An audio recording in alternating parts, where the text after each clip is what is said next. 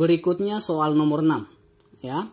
X, Y, dan Z adalah bilangan-bilangan positif yang memenuhi XY sama dengan 1, YZ sama dengan 4, dan XZ sama dengan 9. Nilai dari X kali Y kali Z ya. Jadi kalau ada nanti soal seperti ini, yang dicari adalah X kali Y kali Z. Coba kita bandingkan dua persamaan terlebih dahulu ya. Langsung aja kita bandingkan. Di sini kan ada Y yang sama. Supaya habis berarti langsung aja kita bagi. Ya, berarti kita dapat apa? XY per YZ itu sama dengan XY-nya berapa? XY-nya 1 per YZ-nya 4. Berarti dari sini boleh kita coret Y-nya. Yang tinggal adalah YX per Z itu sama dengan 1 per 4. Kita kalikan silang, maka kita dapat Z sama dengan 4X. Ya, oke. Saya sebut ini dengan persamaan 1.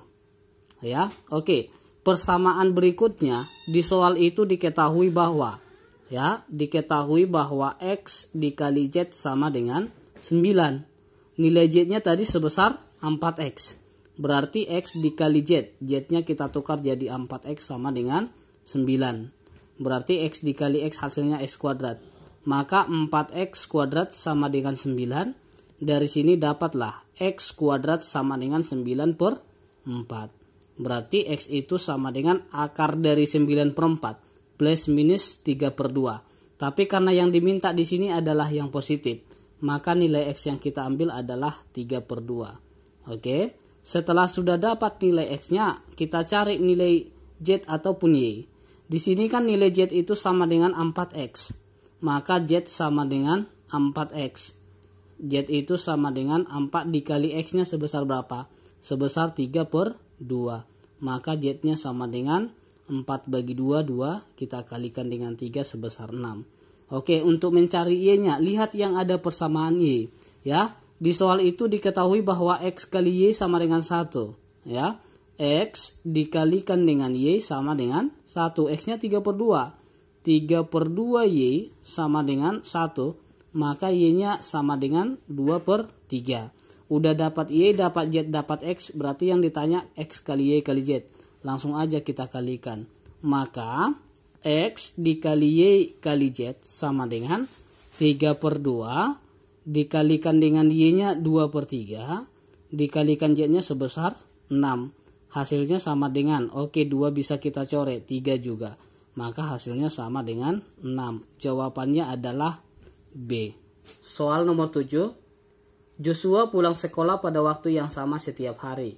Jika ia mengendarai sepeda dengan kecepatan 20 km per jam, maka ia tiba di rumah pukul 16.30. Tetapi jika ia mengendarai sepeda dengan kecepatan 10 km per jam, maka ia tiba di rumah pukul 17.15. Besar kecepatan Joshua naik sepeda agar ia dapat pulang pukul 17 adalah, ya. Jadi dari soal ini perhatikan per kalimat, ya kan?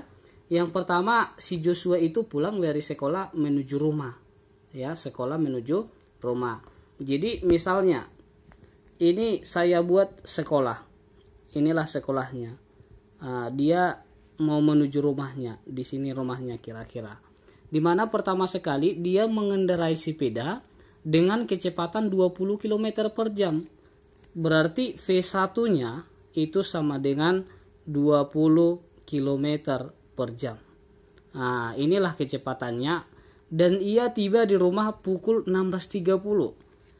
Maka waktu yang dilaluinya, misalnya T1-nya ia sebesar T1 saya buat, dimana dia tiba pada pukul 16.30.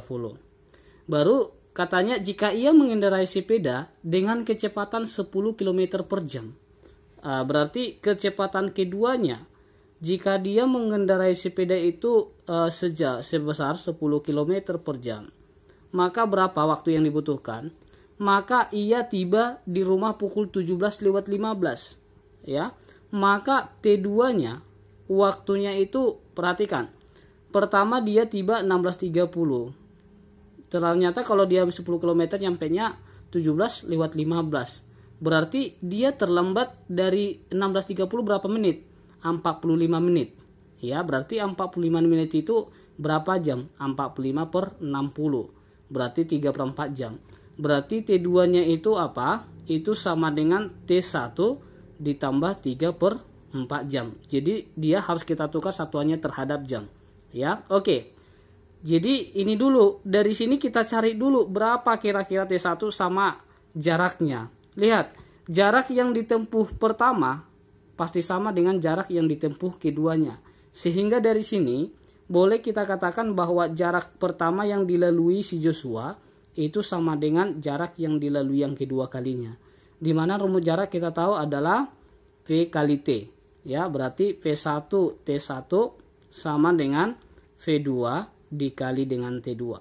V1-nya 20, berarti 20 T1 sama dengan V2 10, T2-nya itu T1 ditambah 3/4. Berarti T1 ditambah 3/4. Oke, dari sini sudah kita dapat T1-nya. Oke, ini sama-sama dibagi 10 sisa 2. Maka 2T1 sama dengan T1 ditambah dengan 3/4. 2T1 kurang T1 tinggal T1-nya sama dengan 3/4. Ya, karena sudah dapat nilai T1-nya, maka jaraknya dari rumah ke sekolah boleh kita buat P1 kali T1 atau boleh juga nanti P2 kali T2, yang pasti hasilnya akan sama. Contohnya P1 T1. P1-nya 20, T1-nya 3/4. Berarti 20 kali 3/4, 20 bagi 4, 5 kali 3, 15 km lah. Berarti jarak dari rumah ke sekolah. Oke, karena sudah dapat jaraknya, maka perhatikan apa yang ditanya di dalam soal. Ya, yang di soal itu yang ditanya kecepatan Joshua naik sepeda agar ia dapat pulang pukul 17 adalah. Oke, dari sini tadi sudah dapat bahwa jaraknya 15. Ya, di mana waktu si Joshua itu sama dengan nyampe dia di rumah pada pukul 17. Nah, kita misalkan tadi T1 itu jika dia nyampenya tengah 5, berarti berapa jam dia terlambat? Setengah jam atau 30 menit. Maka waktunya si Joshua jika dia nyampe jam 5, maka itu sama dengan T1 ditambah setengah jam. Ya, atau T sama dengan T1-nya tadi sebesar 3/4. Berarti 3/4 ditambah 1/2, maka T sama dengan 1/2 itu sama dengan 2/4. 3/4 tambah 2/4 hasilnya 5/4. Karena sudah dapat waktu, dapat juga jarak, maka kecepatan Joshua itu sama dengan S per T. S-nya itu 15, ya, 15 per 5/4. 15 per 5/4 itu sama dengan, nah ini sama dengan, ya berarti 15 kali 4 60 dibagi dengan 5 sekitar 12 km per jam. Ya, maka dari sini dapatlah jawabannya adalah C. Berikutnya kita masuk soal nomor 8. Di grup A ada sebanyak 600 murid, 30% diantaranya adalah laki-laki. Di grup B ada 400 murid, 75% diantaranya adalah laki-laki. Setelah beberapa murid dipindahkan dari grup B ke grup A, 40% dari grup A adalah laki-laki. Besar persen laki-laki yang ada di grup B sekarang adalah. Oke, di situ ada dua grup. Ada dua grup. Yang pertama ada grup A. Ya, grup A ini terdiri dari laki-laki dan perempuan. Ya, di mana katanya 30% laki-laki. Berarti 30 per 100 dari 600. Berarti sekitar 180 laki-laki. Ya, kalau 180 laki-laki, bisa kita pastikan banyak perempuannya 420. Ya, supaya totalnya 600. Ya, berikutnya. Ya, grup B ini juga terdiri dari dua bagian. Ada laki-laki dan ada perempuan. 75% diantaranya laki-laki, berarti 75 per 100 dari 400. Atau 3/4 dari 400 sekitar 300 laki-laki, maka perempuannya 100 supaya genap 400. Baru lihat pertanyaannya. Di situ setelah beberapa murid dipindahkan dari grup B ke grup A. Berarti ada beberapa murid yang dari grup B itu dipindahkan ke grup A. Misalnya yang pindah itu sebanyak X. Ya, kita buat misalnya yang pindah itu sebanyak X. Jadi kita cari dulu berapa orang sebenarnya yang pindah. Maka katanya 40% dari grup A adalah laki-laki. Berarti 40 per 100 dari grup A. Grup A itu tadi 600 ditambah yang masuk dari grup B. Berarti ditambah X sama dengan itu laki-laki. Ya, 40% dari grup A adalah laki-laki. Ya, sedangkan laki-laki di grup A itu sebesar 180 ya ditambah dengan X. Nah, ini dia. Kita tambah lagi dengan X. Nah, berarti ini bisa kita sederhanakan. 40 per 100 itu sama dengan 2 per 5. Ya, 2 per 5 dikali 600 ditambah X sama dengan 180 tambah X. Duanya kalikan ke dalam. 1200 ditambah 2X sama dengan 5-nya kemari ya. Berarti 180 dikali 5 hasilnya 900 ditambah 5 kali X hasilnya 5X. Berarti 5X dikurang 2X 3X. 1200 dikurang 900 hasilnya 300. Berarti X sama dengan 100. Berarti banyak orang yang pindah dari grup B ke grup A itu sebanyak 100 orang. Ya, maka yang tinggal sekarang laki-laki, ya, laki-laki sekarang yang di grup B itu sama dengan awalnya berapa? 300 ya. Maka 300 dikurang 100 sudah berpindah ke grup A. Maka yang sisa berapa? Maka sisalah jumlah laki-laki itu 200. Maka yang ditanya di situ adalah besar persen laki-laki yang ada di grup B. Maka besar persennya itu yang ada sekarang 200 per total laki-laki yang ada di grup B. Berarti per 300 dikali dengan 100%. Ya, berarti ini dua nolnya kita coret. Tinggallah 200 dibagi 3. Sekitar 66,7%. Maka jawabannya adalah D. Soal berikutnya. 1 lusin telur dan 10 pon apel pada saat ini harganya sama. Jika harga 1 lusin telur naik 20% dan harga 10 pon apel naik 2%, berapakah tambahan uang yang diperlukan untuk membeli 1 lusin telur dan 10 pon apel? Oke, yang pertama sekali kita cari dulu harga sekarang, ya, atau kita sebut dengan harga awal. Ya, oke, harga awalnya katanya di mana 1 lusin telur itu harganya sama dengan 10 pon apel. Kalau misalnya 1 lusin telur itu harganya sebesar P, ya, pastilah 10 pon apel itu juga harganya sebesar P karena dikatakan harganya sama. Baru berikutnya kita cari jika harga 1 lusin telur naik, berarti harga akhir, ya, harga akhir, ya. Berarti harga akhirnya di situ dikatakan apa?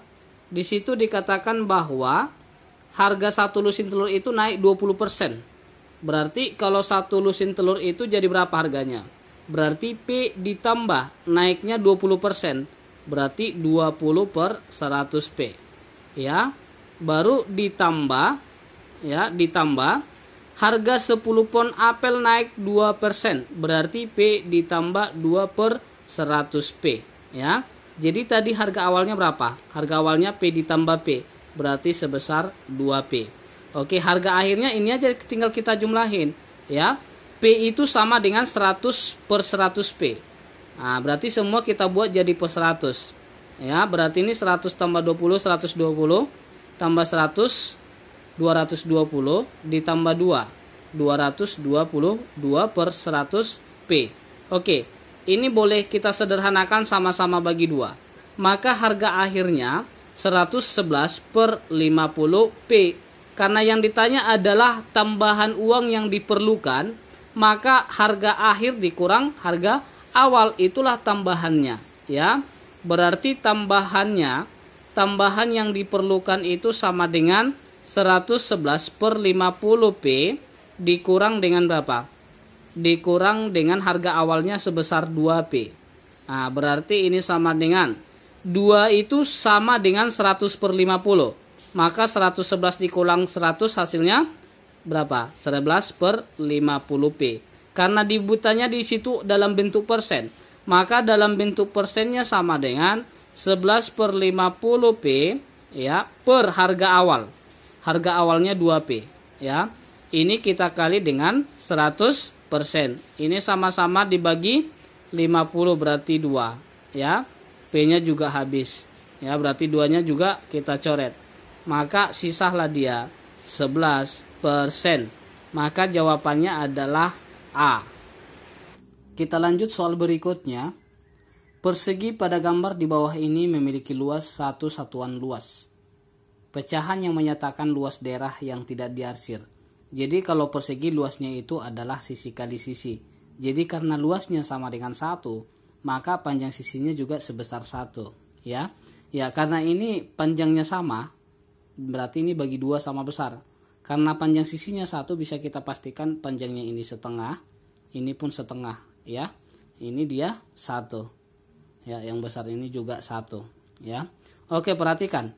Yang dicari di situ adalah luas daerah yang tidak diarsir ya. Berarti yang di tengah ini. Berarti kalau dicari untuk mencari luas daerah ya, untuk mencari luas daerah yang tidak diarsir itu sama dengan luas persegi dikurang dengan yang ini. Segitiga yang ini besarnya pasti sama dengan segitiga yang ini. Kenapa? Karena alasnya setengah, tingginya 1 ya. Berarti luas persegi dikurang ya 2 kali luas segitiga. Kalau misalnya ini saya buat segitiga pertama, berarti ini segitiga pertama juga ya. Kalau ini 1 berarti 2 kali luas segitiga yang pertama. Kita tambah ini saya buat luas segitiga yang kedua. Berarti 2 kali luas segitiga pertama ditambah luas segitiga yang kedua. Inilah dia. Tinggal kita cari, ini sama dengan luas perseginya tadi sebesar 1 dikurang ya 2 kali luas segitiga itu adalah alas kali tinggi bagi 2. Alasnya setengah dikali 1 setengah dibagi 2 jadi 1/4 ditambah luas segitiga 2. Setengah kali setengah 1/4 dibagi 2 hasilnya 1/8. Maka dari sini kita dapat sama dengan 1 dikurang 2/4 itu sama dengan 4/8. 4/8 ditambah 1/8 itu 5/8. Maka luas yang diarsir itu adalah 1 dikurang 5/8 yaitu 3/8. Maka jawabannya adalah E. Oke, sekian pembelajaran TPS kita hari ini. Semoga bermanfaat.